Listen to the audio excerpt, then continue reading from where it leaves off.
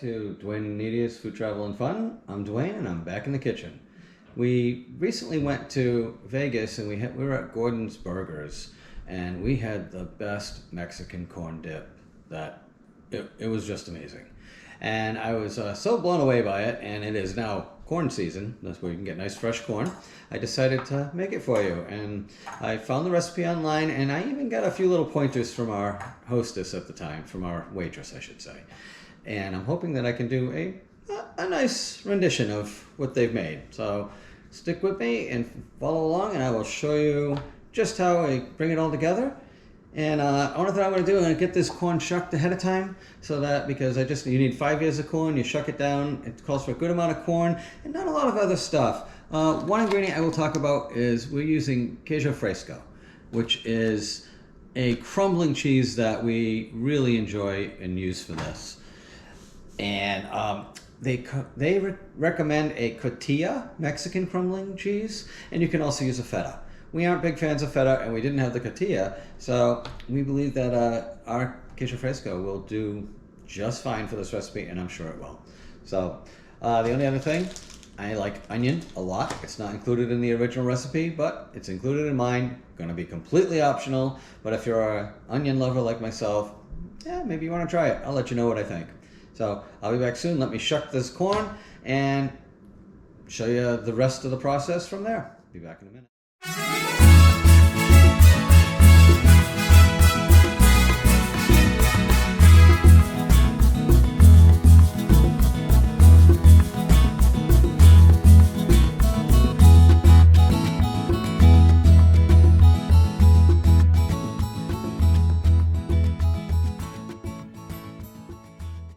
Now that I've got everything prepped, we got 5 corn shucked, 5 ears.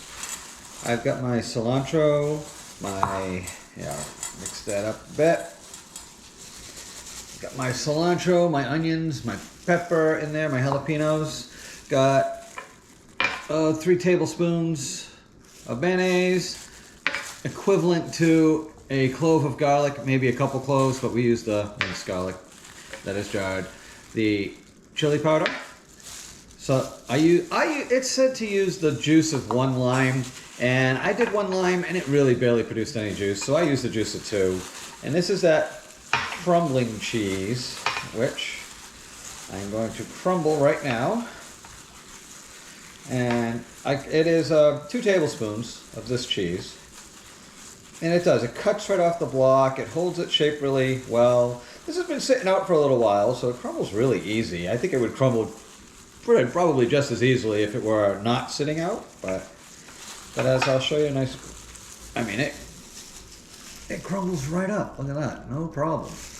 So I'm going to take us over to the skillet. It's got 2 tablespoons of butter in there.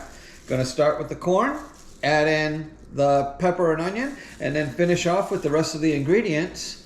And that's it. You serve it warm, put it on some chips, and we're going to try it out. It's going to take just a couple minutes on the stove, and I'll meet you there. All right, welcome back, everybody. I've got my 2 tablespoons of butter sizzling up in this non-stick pan here in our skillet, and I'm adding in the corn. It's sizzling really nice. We're going to try to bring the corn, we're going to char the corn. So obviously something like a cast iron skillet would work great for this. But I'm going to make do. I'm sure I'll do just fine with my non-stick here. Staying over a nice medium-high heat. I'm not going to try to bring it down because I'm trying to get a char, and that's just it. It may take 6-8 minutes or so to get to that point. I am not going to, I might pull that little strand I missed out of there. If I see them, I'm going to pull them out. That way I don't have any, no one wants to eat little strings. So, and since I'm eating it, I'm going to take them out. They're hard to really get all of them. It's never easy. So let me keep this moving around. Set there. Right. Really just do it this way. Let that heat stay nice. See, I got a good flame going down there.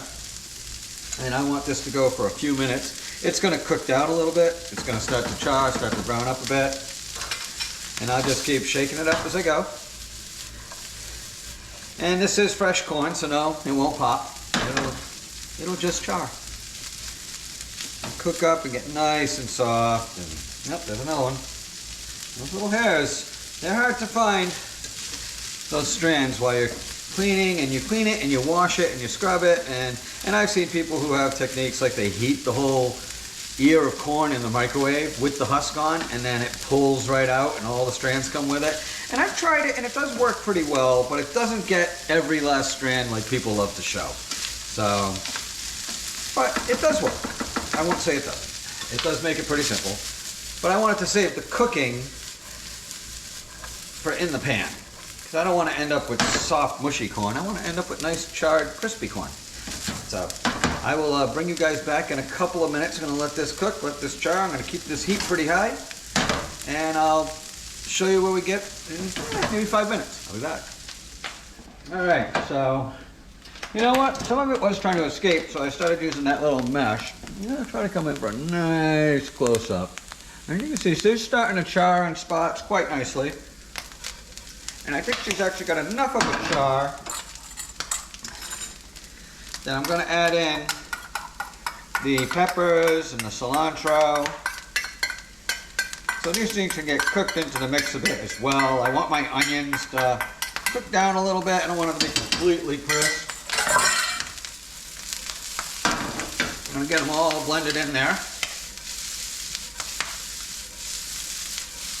And this will go only for a couple extra minutes. I don't mind if they stay a little on the crispy side.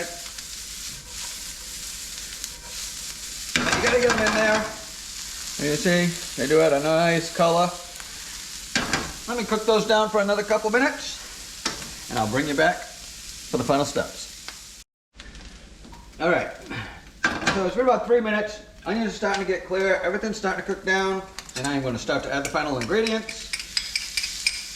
There's the sizzle of the garlic. Let's get some of that chili powder all around. This is that lovely cheese. Try to get all of that in there. Remember, you can be cotija, queso fresco, which we use. You can use feta. There's my few tablespoons of mayonnaise going in as well. Remember, this is a dip, so let's make a dip. And that, lastly, that was some lime juice. Let me switch over to my nice little spatula, working spatula here, so I can get this all mixed in together. Now it's going to be nice and thick and creamy, and you can just watch as it all starts to blend together. And the smell, oh my God, this smells amazing. This is really, it's bringing back a memory. That, I'll tell you, when I had this over at Gordon's Burgers, I knew as soon as I had it, I had to make this recipe. I had to figure it out, see if I could make it. I'm gonna turn that heat off now, as it's all blending together. The cheese is mixed in there. Oh yeah. Let me, don't want to waste any of that.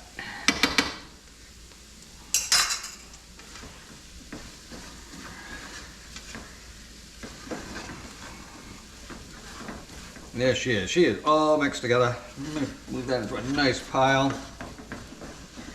I'll show you a little bit of a close-up what we got here. Once again, waste not, want not.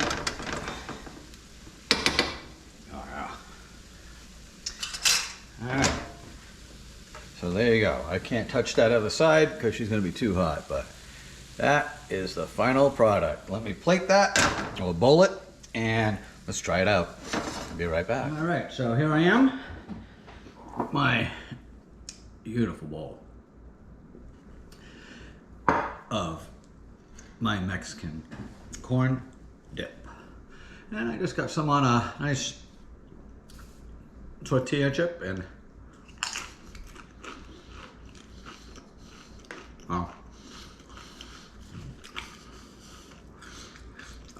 I'm living large tonight. This is going to be a great snack. I mean, we got football season. We got family gatherings. Things coming up. The holidays are coming.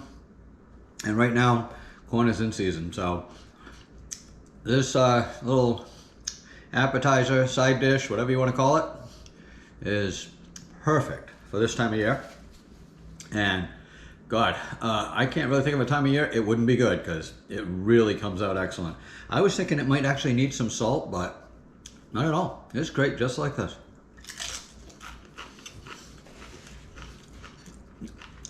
It is good warm because the cheese is melting or melted down.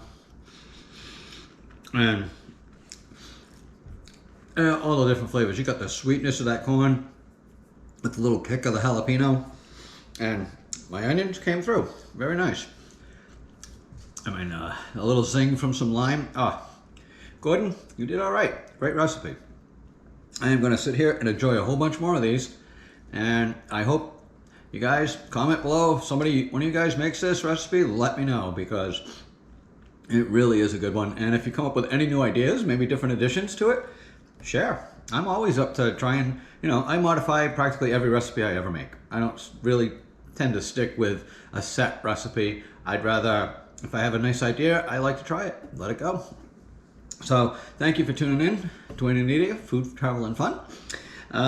Don't forget, check us out. We're doing lots of things these days. And lately, we've expanded into our fishing area now that we have our little boat. We're loving the fishing, and we're really hoping to catch a much wider variety of where we've caught so far, but we're actually in a good season to do just that. So we also got some trips coming up. We'll be taking more cruises, doing some more traveling, and we'll be bringing you guys along.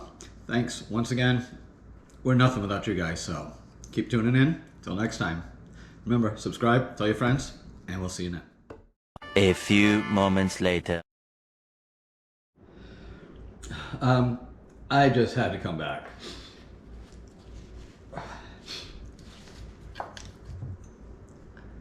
Honest to God, 10 minutes, it's gone. I brought Nadia a taste and she really liked it, and she wants to try it out for our next party. You know it's good when, I only used a few chips. I just kept eating it and eating it. I could not walk away from it. I was gonna save some for tomorrow. Didn't happen. So, just thought I'd throw that in there. Till next time, make this. No regrets. See you then.